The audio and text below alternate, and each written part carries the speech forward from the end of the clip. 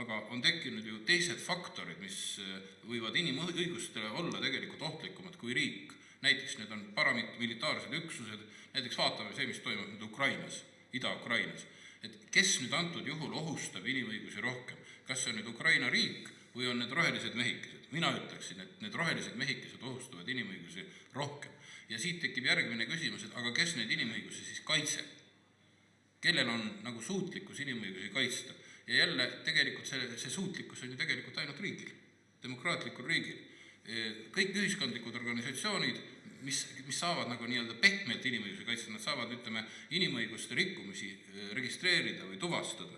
Nad saavad nagu avalikustada seda asja, aga sellist nii-öelda jõufaktorit nende käes ei ole.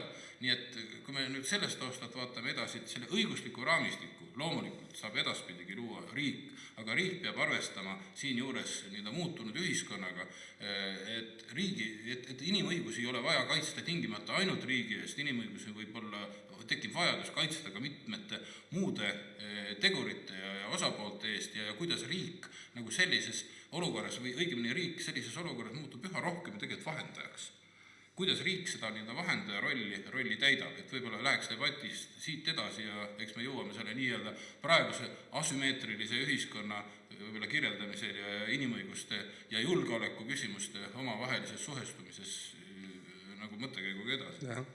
See on oluline punkt ja kindlasti see inimõigustest arusaamine on seda sorti evolutsiooni läbi teinud, et tõepoolest pärast teist maailmasõda ilmselt vaadati väga paljudele küsimustele sellest perspektiivist, et mida Natsi-Saksamaa tegi ja kindlasti läänes ka, et mida Stalinist võis oodata. Ja tänaseks, kus riigi roll ka on muutunud, aga eelkõige seesama, et mis meil siin täna niimoodi laseb ka internetis paista, et see ikkagi see infoühiskonna roll, kuidas see on kindlasti ka inimõigusid muutnud, aga ma arvan, et on oluline ka silmas pidada seda, et see on tegelikult suhteliselt ikkagi ajaloolis plaanis värske areng. Et näiteks paar aastat tagasi ilmus üks huvitav raamat inimõiguste ajaloost autorilt nimega Samuel Moyn, The Last Utopia, viimane utoopia, kus tema üks tees on see, et tegelikult nagu inimõigused said päris rahvusvaheliseks asjaks ikkagi pigem 70-ndatel, kui seal vahetult pärast teist maailmasõda 1948 ja kui selle sama julgeoleku teema juurde tagasi tulla, et inimõigustega seostumine, siis ju väga oluliseks sündmuseks ka meie maa ajaloos oli see 1975.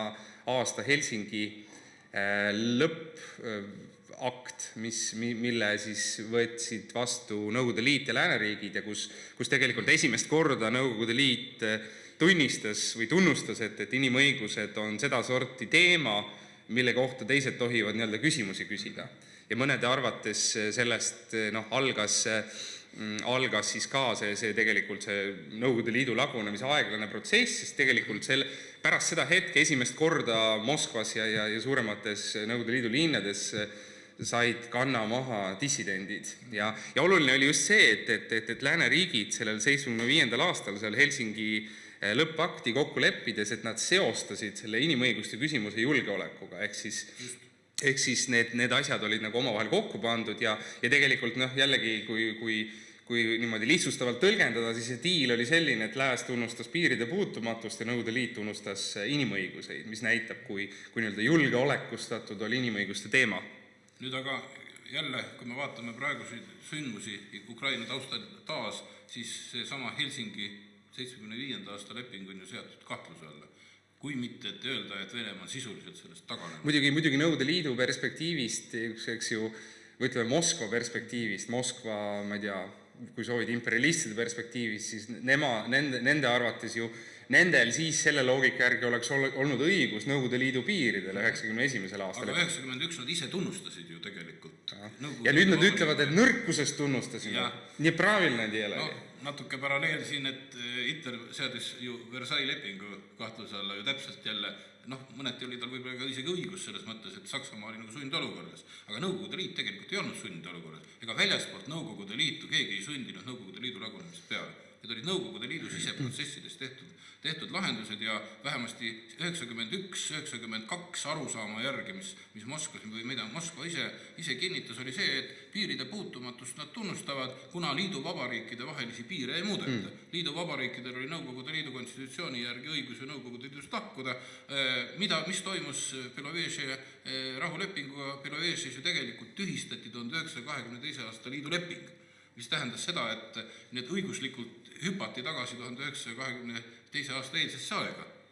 Aga piire ei vaidlusta. Aga samas meil on ikkagi Venemaal üha levinum täna, ma ütleks, et domineeriv see diskursus, mille järgi sellised ajaloolised tegelased nagu Gorbatšov ja Jeltsin ongi ikkagi põhimõtteliselt nagu pigem halvad, nagu negatiivsed näited, et see näited sellest, et kuidas ei tohiks ühe maaga nii-öelda ringi käia kuni selleni välja, et ma ei tea, mõni tahab seal Gorbatšovi veel kriminaalvastutusele võtta ja nii edasi, et mulle tundub, et tänases Vene diskursuses ikkagi erinevalt Lääne-Euroopast ja erinevalt, vaatamata sellele, et Venemaa on Euroopa Nõukogu liige, siis on süvenenud jällegi see seisukoht, vähemalt võimustruktuurides, et inimõigused on oht, inimõigused on potentsiaalselt oht julgeolekule, ehk siis, et inimõiguste kaudu kuidagi viisi lääs tahab õõnestada Venemaa territoriaalset terviklikkust. Helsingi järel, kui Nõukogude Liit oli ju põhimõtteliselt tunnustanud, et inimõiguste teema on rahvusvaheline, seda võib rahvusvaheliselt ka tõstatada, siis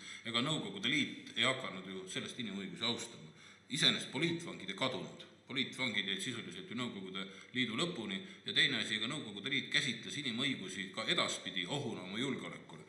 Nüüd küsimus võib-olla, mis antud kontekstis on oluline või isegi olulisem, on see, et kuidas käsitlevad demokraatlikud riigid inimõigusi. Kas demokraatlikud riigid käsitlevad inimõigusi samuti ohuna julgeolekuna või on inimõigused see, mis legitimiseerib üldse demokraatliku riigi võimuteostuse. Et tegelikult võib-olla hetkel on tänu selle Venemaal toimunud sündmustele ja mitmetes muudes autoritaarsetes riikides aset leiivate inimõiguste rikkumiste taustal jälle see demokraatlike riikide inimõiguste olukord natukene jäänud tähelepanu alt välja, aga ma arvan, et see ei tohiks jääda. Et küsimus selles, et võib-olla üks keskne küsimus, mida võikski püstitada, olekski see, et kas inimõigused ja julgeolek välistavad teineteist, täiendavad teineteist või on teineteise suhtes eeltingimuseks. Et ma võib-olla ruttangi siin natuke ette ja selles, et praeguses ühiskonnas, kus riik kujuneb üha enam selliseks vahendaja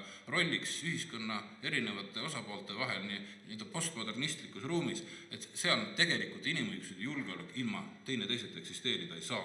Et see lähenemisviis, mis alguses eeldas, vähemalt see eeldus, kui inimõigustega hakati maailmas laiemalt tegelema, tõesti rohkem 70. aastatel, aga võib-olla sellistel dokumentide taustal juba 40. lõpp 50. aastatel, siis tegelikult see eeldus oli väga paljuski see, et inimõigused ja julgeolek on kaks erinevat asja, mis omavahel ei haaku ja tänapäeval me oleme sunnitud selle olukorra tegelikult ümber tõistama, et see on ühe medali kaks külge. Ja sellel on ka oma tegelikult selline mõisteline pööre on toimunud nende teemade üle arutlemisel, et tegelikult vähemalt näiteks ÜRO tasandil riigid üha enam räägivad sellisest asjast nagu inimjulgeolek või human security, ehk siis see eeldus, et julgeolek ei ole enam see teema, et kuidas suhtestuvad omavahel Venemaa ja USA, vaid ikkagi kas inimesed ühes või teises riigis või kolmandates riikides saavad ka elule ja turvalisusele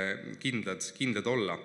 Aga see on õige, et me peaksime vaatama seda ikkagi eelkõige, mis toimub läänemaailmas, sest et oleme ausad, et ega nüüd Venemaalt ju seda inimõiguste standardit nii väga tulnud ei ole, et pigem Venemaale on üritatud seda mujal tekitatud standardeid kuidagiviisi omaseks teha, mõnikord ka maha müüa ja nagu me tänaseks teame, siis ikkagi raskustega, aga läänes on huvitav vaadata seda, et ikkagi sa ütled, et nad peavad olema koos, et üht ei ole võimalik teisest lahutada, üks on teise eeltingimuseks, aga ma jään ikkagi selles suhtes enda juurde, et nad on samas pingeseisundis, et kui me võtame näiteks selle 11. septembri 2001 terroriaktid, siis pärast seda ikkagi reaktsioonina selgelt USA ja Lääs hakkas teatud asju piirama. Ega see, kui sa lennujaamas pead kingad ära võtma, turvakontrollist läbi minnes, mõni võib seda ka konstrueerida, see on mõnes mõttes inimõiguste piirang, eks ju. Ja kindlasti on see nii.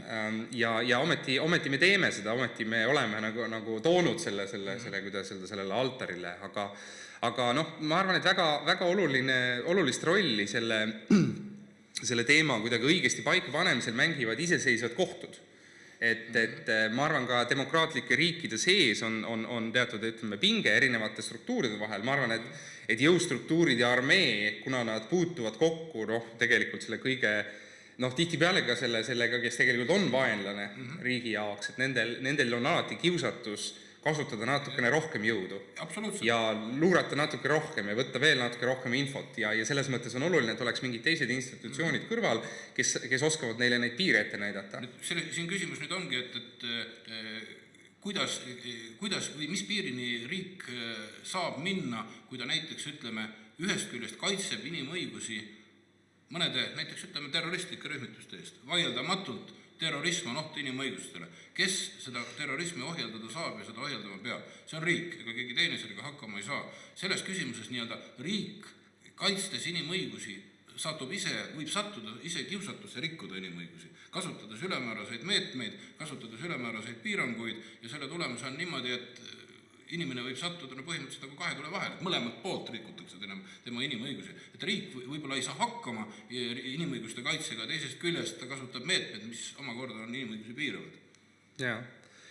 Ja lisaks siia siis muidugi veel ka see, et riigid ei ole alati riigid ühtemoodi, et mõningad riigid teevad mõningatel hetkedel selliseid asju, mis on tegelikult mõneti sarnane terrorismile. Ja ütleme selle külaelaniku jaoks, kui ta saab selle kuuli, et tema jaoks ei olegi võib-olla suurt vahet, et kas selle tulistas, eks ole, sõdur, kes nii-öelda tahtis lihtsalt oma võimu näidata või siis Taliban. Me paneme sinna kõrvale Guantanamo. Eks USA territooriumil ei oleks sellist asja lihtsalt saanud teha, sest USA oleks läinud väga selgelt vastuollu oma seadustega. USA õigusriigina loomulikult USA territooriumil seda ei teinud, aga see oli ju täiesti reguleerimata valdkond, mida USA sai teha Guantanamo sõjaväebaasis ja seal põhimõtteliselt ju iga elementaarne inimõiguste kaitse puudus. Kuigi USA kasutas seda nüüd oma enda väitel just terrorismi tõkestamiseks. Ja siin on üks oluline erinevus, kui me läheme tagasi sellesse aastasse 75 ja mõtleme, et mis sai Nõukogude Liidust ja mis sai USA-st, siis tegelikult vaatamata sellele, et Venemaa neid lepinguid rikub, ta puhtformaalselt on rohkemate kohustustega seotud. Ehk siis ikkagi see fakt, et Venemaa sai Euroopa Nõukogu liikmeks, kuigi ma arvan, et kui täna see küsimus oleks, et kas Venemaa sinna peaks astuma, siis ta esiteks ei tahaks astuda ja teiseks teda ei võetaks sinna. Aga ütleme niimoodi, et USA-l on see eripära, et ta ei ole seotud liiga suure hulga väga jõuliste rahvusvaheliste inimõiguslepingutega. Eks Venemaale tehti ka 1996 hinnaalandus, kui ta Euroopa Nõukogu võeti, sest kui me vaatame varasemat Euroopa Nõukogu praktikat, mis on olnud nagu inimõiguste kaitse suhteliselt järjekindel, meenutame näiteks 1980, kui Türgi liiklusolek peatati selle tõttu, et seal toimus riigipööre, siis kuskil 1990. aastate keskpaiku hakati lähtuma pigem kontseptsioonist, olgu parem sees kui väljas, siis me saame teda paremini kontrollida ja paremini suunata, aga eks kriitikat oli tol ajal juba selles suhtes, et vaevalt, et see töötab, kui elevandid portselani poodi lastakse ja elu on näidanud, nii see on läinudki. Ja lisaks Venemaale veel mitmed väga problemaatilised riigid.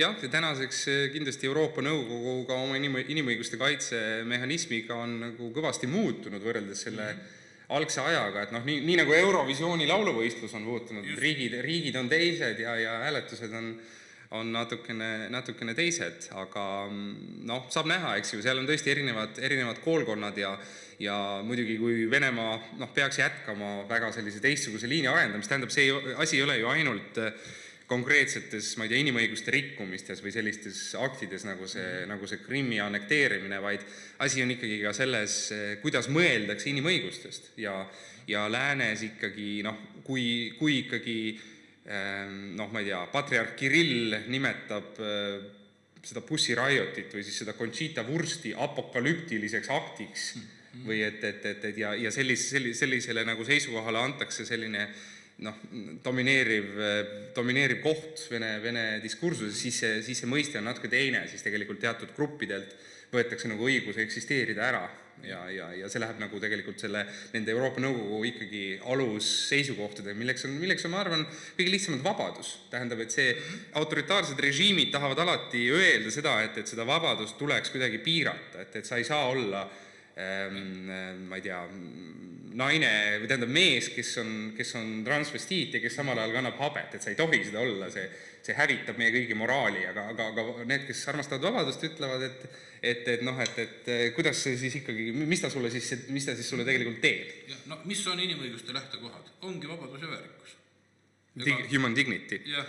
Ja ma tegelikult soovitan kõigile, keda see inimõiguste teema, selle ideoloogilised alused huvi pakuvad rohkem, siis lugeda eesti keeles 2 aastat tagasi ilmus Vene Õigeusu Kiriku patriarhi Kirilli raamat Inimõigused ja vabadus, väärikus ja vastutus, mingi selline pikk pealkiri on. See on päris huvitav raamat just selle üle järele mõtlemiseks, et mis on inimõigused, et ta nii-öelda seab küsimuse alla paljuski selle lääne inimõiguste kontseptsiooni ja selles mõttes on huvitav järele mõelda, et kui palju ka see tänane Vene võim on nagu selle kriitikaga kaasa läinud või kui palju tegelikult Kirill nagu väljendab seda. Või Vene võim kasutab lihtsalt argumentatsiooni ära. Sellepärast, et kui Kirill võib, ma ei oska Kirilli lähtekohalt seda hinnata, aga sellest võib eeldada, et Kirill lähtub vähemasti tema ja õigeusu kiriku eetilisest standardist, siis minule tundub, et Vene võim kasutab seda üksnes, räägib sellest, kuidas Venemaa on väärikuse tagasitooja, aga tegelikult Vene võim ise ju rikub seda pidevalt.